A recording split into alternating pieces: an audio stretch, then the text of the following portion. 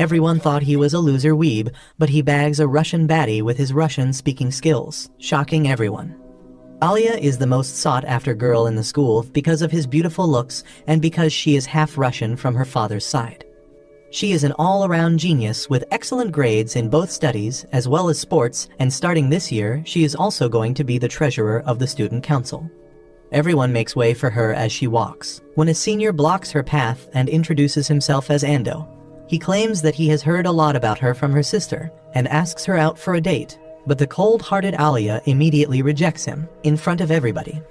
Ando persists and asks her for her number at least, but Alia tells him that she has no interest whatsoever in his pathetic Discord mod face, completely destroying the man's confidence. She also tells him to take out the chain as it is against the school rules before walking away, while all the students are shocked that she just destroyed the most popular guy in the school. Alia doesn't give a damn about all this, though, as she enters her classroom and sits down beside her friend Q's sleeping on his desk. She kicks the chair, waking him up as she glares at him, asking whether his pathetic ass was watching anime all night again. He tells her that anime is an art form of the gods, and she shouldn't disrespect it as it has helped several guys escape loneliness, and tells her that he had a fight on Twitter with a neckbeard about whether lolis are legal or not. She doesn't understand his yapping and turns away, but when he starts yawning, she ends up saying something in Russian, which embarrasses her. She claims that it was nothing, after which Q starts looking for his chemistry book, realizing that he forgot to bring it. Alia agrees to share her book, so he attaches their table and the class starts. In the middle, he starts sleeping again while the teacher was asking questions, so Alia jabs him with a pen, making him jump up in pain. The teacher asks whether he knows the answer, and he is forced to stand up not even knowing what the question is. He looks towards Alia, who points out towards the word copper, and he immediately blurts it out. But it's the wrong answer, after which Alia stands up and tells them the right answer. They sit down and Q's asks why she is making fun of him, but she claims that he should be aware that people can lie. He screams at her for being a bad friend, but she replies with something Russian, which she claims meant stupid. Q's, however, is not satisfied, and he repeats the phrase in his mind only to realize that she called him cute, as she doesn't know that he can understand a little bit of Russian. When he was a kid, there was a Russian girl that moved in his neighborhood, so he ended up picking up phrases from her. Unbeknownst to Alia, Q's can basically understand everything she says, but knows that if he calls her out, she will die of embarrassment. A little while later, the class gets over and Q's immediately takes out his phone. Alia tells him it's not allowed, but Q's claims that it's an emergency as he has the chance to get a gift in Genshin. He looks at it before screaming happily that he got the moon goddess, after which Alia grabs his phone and looks at it to find a silver-haired woman in the game. She hands it back to him while he simps over the goddess like a total weirdo. Alia seems to be hurt as she mumbles in Russian that even she has silver hair, but when Q's asked what she said, she claims that she called him a try-hard gamer. He tells her that she is wrong, as he only plays free-to-play characters, unlike true sweaty tryhards who use pay to win characters to play the game. Alia simply tells him that he will die alone if he stays a shut-in like this before moving away. During the lunch break, Q sits with his friends at a table. The bald creep with no bitches is named Maru, while the blondie is called Kyo. Maru keeps yapping about how he has never smelled a girl and will probably die alone, when suddenly they spot Alia and her group of girls in the canteen as they try and look for seats. Kyo admires the beauty of the Russian sisters, while Maru gossips about how he heard that Masha is dating someone as she keeps turning down any guy that asks her out. Q's tells Maru that he wouldn't have a chance even if he was the last guy left, while the baldy tells him to shut up and accuses him of being very dickish just because Alia talks to him. Q's turns to look at her, then tells Maru that she mostly snaps at him angrily, but Maru is a degenerate who would let girls step on him, so he doesn't mind being verbally berated. He claims that if he had a chance, he would have gone for Suo because she seems to be the most approachable, but Kyo brings him to reality, claiming that she is still out of league and has rejected even more guys than Alia or Masha. Q's turns around to see Alia and Suo walking their way when his eyes meet with Suo, who smiles at him and asks whether she can sit here. He agrees and Suo immediately takes her seat beside him while Alia sits across the table looking a bit grumpy and disappointed. Suo starts talking to Q's about their similar ramen choices and how they both think that the ramen should be made spicier, while Alia looks at her omelet and starts fuming. She asks Q's whether he and Suo know each other, and Suo replies that they have known each other since childhood as they went to preschool together and have been friends ever since. Q's asks Suo whether she is friends with Alia, but she claims that not yet, but hopefully they will become friends soon, while Alia looks down and claims that she wouldn't mind. Soon the two third-wheelers move away from the table, while Maru tells Q's to get the dub with these two and leaves. Immediately Suo shifts towards Q's, annoying Alia as she starts asking Q's whether he wants to join the council as she has offered him a position. Q's refuses, claiming that he has no interest whatsoever, but Suo persists, claiming that he will be a good fit with herself and Alia. Moreover, he also has experience being the vice president during middle school. This surprises Alia, but Q's claims that during that time, he was the VP while Suo was he president, but it was only because each president had to have a mate with them who can become the VP. Sup turns towards Alia and tells her that despite how he looks, he still knows how to get work done, but Alia seems annoyed as she drinks her cola, claiming in Russian that she already knew that and doesn't need her ugly ass to tell her. After lunch was over, Suo bids goodbye, leaving Alia and Q's alone, and Alia immediately asks whether they are close. Q's replies that they are good friends and asks why Alia looks so surprised. She claims that she never thought any girl would want to be a weeb's friend, but he points his finger at her, claiming that she is a girl and his friend. Alia is taken aback and claims that she is indeed his friend before walking away, claiming that she forgot something in the office. Later that night, Q's ends up dreaming about his childhood and the Russian girl who he would play with every single day as she taught him how to speak a little bit in Russian. She didn't know any Japanese, so Q's ended up forcing himself to learn Russian just to talk to her. He wakes up from the dream with a sad face as he realized that at this point she doesn't even remember her name. After that he didn't go to sleep, instead decided to head over for school, where he ended up cleaning everything in his classroom. By the time Alia arrived, the classroom was shining as Q's tells her that he woke up early and had nothing to do. She walks over to her desk and Q's notices that she has a stain on her socks. Alia explains that while walking, a truck ran over a puddle and splashed her, but she has extra socks so it doesn't matter. After that she looks at Q's and asks whether he really doesn't want to join the student council. Q's replies with a sigh that he indeed doesn't have any interest in the council. She looks a bit disappointed, but then she pulls out her sock and notices Q's looking away immediately. She decides to mess with him a bit and tells him to bring a spare sock from her locker. He averts his eyes and gets the sock from the locker, but Alia tells him to put it on her feet. He is shocked at that, but Alia claims that it must be a treat for a creep like him, and Q's realizes that it indeed is a treat, when suddenly Alia speaks under her breath in Russian about how it is a treat for her as well. What a diabolical story, Jesus Christ. Q's starts psychoanalyzing her behavior and thinks whether she is a perfectionist who is using Russian with him to feel a little free or just some kind of exhibitionist. Anyhow, he drops down to his knees and grabs her feet, shocking Alia, who didn't think he would do it. She starts squirming away, but he holds her feet tightly and starts sliding on the sock slowly. While pulling it up, he accidentally touches her chicken thighs, which gets him a swift kick to the face, knocking him out, while Alia Rousey gets up and scurries away. Later that day, he texts his League of Legends forum about how he might have thing for feet when he notices that Alia still seems a bit mad. She walks out, and he follows her, immediately apologizing for his actions. She turns around and tells him that it was actually her fault as she kicked him and tries to touch his neck, asking whether he is hurt. He immediately backs off embarrassed, claiming she has nothing to apologize for as she showed him a peek of the promised Neverland. Alia suddenly realizes what he is talking about while Q's wonders why he is so stupid. Even after that he bows down and thanks her for the spectacular view, which gets him a punch to the face by Ronda Rousey, knocking him down. She starts running away, calling him a creep in Russian, but he gives chase, following her while she tells him to get lost. After a while he catches up to her and offers him her favorite cola as a peace offering. She takes a sip and asks in Russian whether he wants a sip. He ends up chickening out and pretends not to understand what she said, while Alia smiles and claims in Russian that she can express her feelings in Russian, which he will never understand, while Q stands there thinking that he knows Russian very well, but decides to keep it a secret for now to see what her true feelings are. Some days pass by when one afternoon, Yuki calls onto Q's and asks him to help her out clear the council room. He reluctantly agrees as his lazy ass is not used to working out. but he meets up with her regardless, and they start chatting when suddenly Alia appears from behind some boxes, looking a bit pissed to see the closeness between Yuki and Q's. He realizes that Yuki definitely set this whole thing up to mess with him, as she knows Alia likes him. They start cleaning everything and Yuki keeps chatting with him, while Alia seemingly gets even more pissed and tells Q's to pay more attention to work. Yuki realizes that this is the perfect time, so she excuses herself and moves out, when suddenly Q's hears Alia mumble in Russian that even she wants some attention.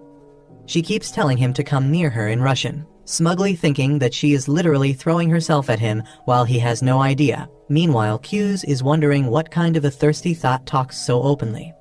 Thankfully for him, the remaining work gets sorted out pretty quickly, and he was about to take his leave when suddenly the door opens and a tall senior enters the room, surprised to see it all so clean already. Yuki tells him that Q's helped them, so he thanks Q's and introduces himself as Ken, the president of the student council. He tells Q's that he has heard a lot about him from both Alia and Yuki, but Q's starts feeling uncomfortable and decides to leave. Ken stops him, claiming that he helped them after school so he will buy him dinner tonight. Q's politely refuses the offer, claiming that he was just helping some friends. Before he can leave though, Yuki jumps in the conversation and tells him that he should accept the gift as he will have to cook for himself at home anyways. Ken ends up making the decision for them and also invites both Yuki and Alia to join them for dinner. Later that evening, they all go down to a diner and sit down, while Ken again thanks Q's for helping them with the council work. Yuki tells him that Q's is pretty good at physical work as he gets it done pretty quickly. Moreover, he is an expert negotiator as well. Ken immediately recognizes his talent and offers him a position in the student council. Q's again politely refuses, claiming that he is done with student council work forever, as he didn't really enjoy it during middle school. Ken agrees that it is definitely a lot of work, but tells him that it has its own benefits as well. He tells Q's that being in a student council means that he has an automatic recommendation to join the best colleges in the country. But even after this, Q's shows no interest as he simply wants to watch anime and enjoy life. Unfortunately for him, Yuki wouldn't stop writing him and tells him that they can run for the next council president once again just like they did in middle school. Q's refuses this time more firmly, while Ken tells him that Yuki is going to have tough competition as Alia is also going to run for the council president. Q's had no idea about it, and he looks at her for confirmation. Alia tells him that she is indeed going to run against Yuki next year during the elections, but before they could talk any further, their food arrives. After the dinner, they all part ways as Ken head on the other direction alongside Yuki, leaving Q's to drop Alia back home. On the way back, Q's asks Alia whether she is actually going to run against Yuki, but she doesn't seem to be very eager to talk about it, and tells him that she will go on her own from here. Q's bids her goodbye and heads back home, only to find Yuki sprawled on the couch, reading a romantic novel. It turns out that Yuki is actually Q's real sister, but because she wants to be his wingman, she is pretending to be his love interest to make Alia jealous and want him more.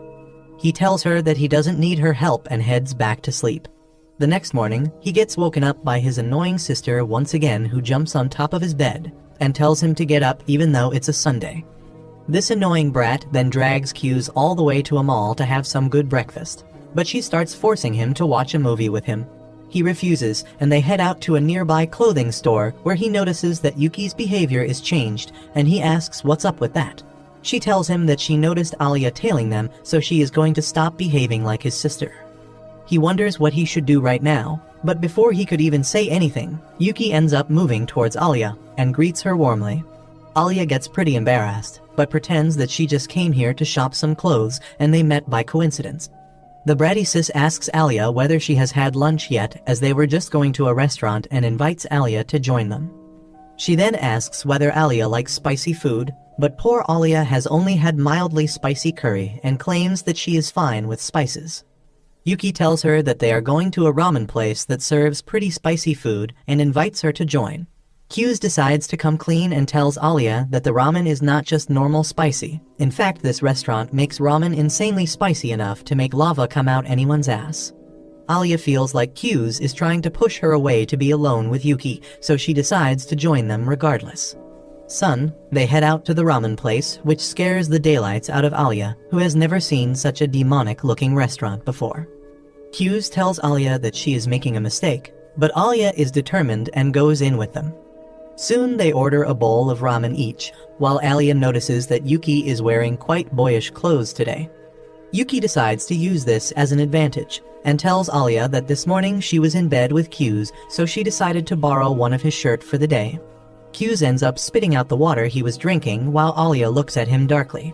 He tries to explain himself, claiming that she just ended up jumping on his bed while he was sleeping, but Alia doesn't buy it even for a second. Thankfully, the ramen bowl arrives just in the nick of time, which shocks Alia completely as she has never seen something as red and hot as this bowl. Yuki and Q's seem pretty fine with it, as Yuki tells them all to dig in before the noodles get soggy. Alia decides that she can't be left behind, so she immediately takes out the chopsticks and cools the noodles down a little bit before gulping them down. Immediately the spice hits her, but she pretends to be completely fine. Q's and Yuki also start eating and don't find the spice too much as they are used to it. But Q's ends up hearing Alia mumbling in Russian about how insanely hot it is, and he gets worried, so he asks her not to eat it, as they can get something else for her. Alia tells him that she likes the heat a lot, while Q's can literally see her tearing up and asking for help in Russian. Before he can say anything again, Yuki asks Alia about what she thinks of this dish, and when Alia says that she likes it, Yuki messes with her even more and gives her hot sauce to add in her ramen to make it taste even hotter. Q's tells Alia not to do it, but she is not going to lose this battle, so she puts a small amount of sauce in her noodles and tries it once again. This time she ends up screaming loudly, unable to control herself, and runs out of the restaurant. Q's follows her and finds her alone in a park and asks whether she is okay. Alia replies that she is fine, but Q's asks her whether she wants some ice cream, and she immediately agrees. He gets her a triple scoop, which she likes much more than the hellish ramen. But while she was eating, Q's again asks her why she wants to become the council president. This makes her mood sour quickly as she tells him that she just wants to try. He asks whether she has a partner, but she replies that she doesn't, claiming that she has no need for a partner and can do it all herself. He tells her that it doesn't work that way, as she needs to have someone to run for vice president with her. She replies that she will find a random person and put their name down in the register and it should be fine. But under her breath, she mumbles in Russian that she would want him to be her partner. She finishes up her ice cream and asks Q's whether he has any plans, as she wants him to help her shop for some clothes. Q's agrees to help her, claiming that they are friends, which surprises her a little, as she wonders whether he is feeling pity for her because he thinks she doesn't stand a chance against Yuki. She angrily walks into the changing room, determined to blow his mind with her fashion sense, but gets cold feet thinking what if he doesn't react at all.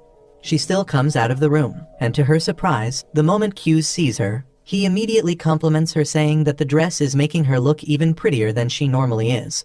This blows her mind as she silently closes the curtains and starts panicking, while on the other side, even Q starts feeling embarrassed of the cringy lines he just spoke. Alia decides to keep it going, so she starts changing her dresses one by one, giving a full-on fashion show to Q's, who compliments each and every dress on her, which makes her feel even better.